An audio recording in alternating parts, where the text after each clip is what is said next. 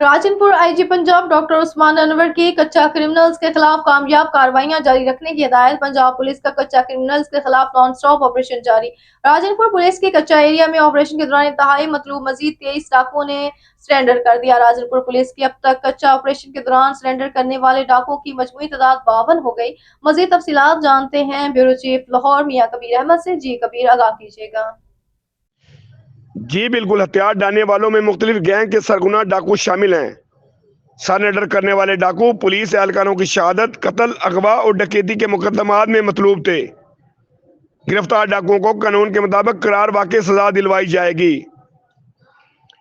कच्चा कराची और कच्चा अमरानी में पुलिस का बड़ा ऑपरेशन जारी। ड्रोन की मदद से डाकुओं के ठिकाने को निशाना बनाया जा रहा है। राजनपुर पुलिस के ऑपरेशन के दौरान डाकुओं के ठिकाने तबाह, मुतअद्दिद डाकू शदीद जख्मी हो चुके हैं। डीपीओ राजनपुर मोहम्मद इमरान। जी।